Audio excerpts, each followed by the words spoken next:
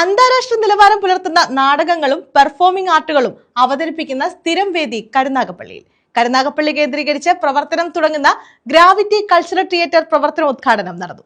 തിയേറ്ററിന്റെ ലോഗോ പ്രകാശനം M Mukesh MLA നിർവഹിച്ചു. രാജ്യാന്തര നിലവാരം പുലർത്തുന്ന നാടകങ്ങളും പെർഫോമിംഗ് ആർട്ടുകളും കരുനാഗപ്പള്ളിയിൽ അവതരിപ്പിക്കുന്നതിനുള്ള സ്ഥിരം വേദി എന്ന നിലയിലാണ് ഗ്രാവിറ്റി കൾച്ചറൽ തിയേറ്റർ പ്രവർത്തനം ആരംഭിച്ചത്. കരുനാഗപ്പള്ളിയിൽ നടത്തിയ പ്രവർത്തനോദ്ഘാടനം എം മുകേഷ് MLA നിർവഹിച്ചു. ഒരു നാടകത്തിൽ നല്ല അഭിനയിച്ചാൽ, ഒരു നൃത്തം നല്ലപോലെ ചെയ്തു കഴിഞ്ഞാൽ ആൾക്കാർ കൈയടിക്കുന്നതിന്റെ കൂട്ടത്തിൽ തന്നെ ആ കുട്ടിയുടെ രക്ഷകർത്താക്കൾ നെഞ്ചത്തടിക്കും.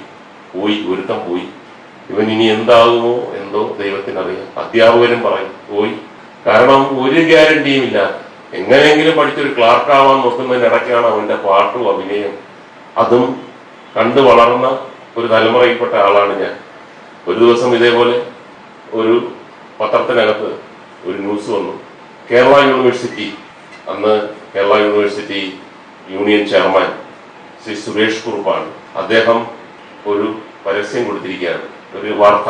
കേരള യൂണിവേഴ്സിറ്റിയിലെ നാടകത്തിന് താല്പര്യമുള്ളവർ ഒരു ക്യാമ്പ് സംഘടിപ്പിക്കുന്നു. ശങ്കരപ്പിള്ള സാറിന്റെ നേതൃത്വത്തിൽ, PK വേണുകുട്ടൻ നായർ, വൈലാവ വാസുദേവൻപിള്ള അദ്ദേഹത്തിന്റെ നേതൃത്വത്തിൽ ക്യാമ്പ് ഡയറക്ടർ ശങ്കരപ്പിള്ള സാറാണ്.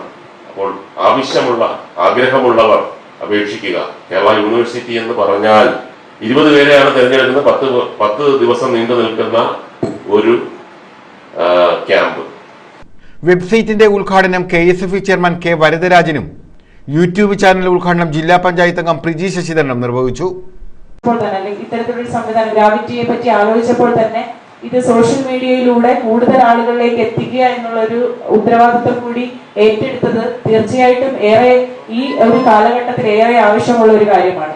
അത്തരത്തിൽ യൂട്യൂബിലൂടെയൊക്കെ നമ്മുടെ ഈ പരിപാടിയുമായി ബന്ധപ്പെട്ട വിവിധങ്ങളായിട്ടുള്ള കാര്യങ്ങൾ യൂട്യൂബ് വഴി മറ്റ് സാമൂഹ്യ മാധ്യമങ്ങളിലൂടെയൊക്കെ പ്രചരണത്തിൽ വന്നുകൊണ്ട് തീർച്ചയായിട്ടും യുവാക്കൾക്കിടയിൽ കൂടി ഇത് ചർച്ചയാകുന്ന തരത്തിലേക്ക് ഈ പരിപാടി മാറട്ടെ എന്ന് മാത്രം ഈ അവസരത്തിൽ സൂചിപ്പിച്ചുകൊണ്ട് പ്രസിഡന്റ് B കൃഷ്ണകുമാർ അധ്യക്ഷത വഹിച്ചു. S Jayakrishnan, N Vishwambharan, V Vimal Roy എന്നിവർ പങ്കെടുത്തു. സംഘടനയുടെ നേതൃത്വത്തിൽ OB വിജയന്റെ കൃതിയെ അടിസ്ഥാനമാക്കി ദീപൻ ശിവരാമൻ തയ്യാറാക്കിയ ഇതിഹാസ നാടകം ഖസാക്കിന്റെ ഇതിഹാസം ഡിസംബർ 27 മുതൽ 30 വരെ കരുനാഗപ്പള്ളിയിൽ അവതരിപ്പിക്കും. നാടകാവതരണത്തോടനുബന്ധിച്ച് ഓഗസ്റ്റ് മുതൽ ഡിസംബർ വരെയുള്ള 5 മാസം താലൂക്കിലെ വിവിധ കേന്ദ്രങ്ങളിൽ വിവിധങ്ങളായ സാംസ്കാരിക പരിപാടികളും നടത്തും. തീർച്ചയായും ഖസാക്കിന്റെ ഇതിഹാസം എന്ന നോവൽ വായിച്ചിട്ടുള്ളവർക്ക് അതൊരു നാടകമാകുന്നു എന്ന് കേൾക്കുമ്പോൾ ഒരു വലിയ അതിശയം തന്നെയാണ് ഉണ്ടാവാൻ സാധ്യത എന്നാണ് എനിക്ക് തോന്നുന്നത്. അത് കാണാൻ ഒരവസരം ഉണ്ടാകുന്നു എന്നുള്ളത് വളരെ ഭാഗ്യമുള്ള ഒരു കാര്യമാണ്.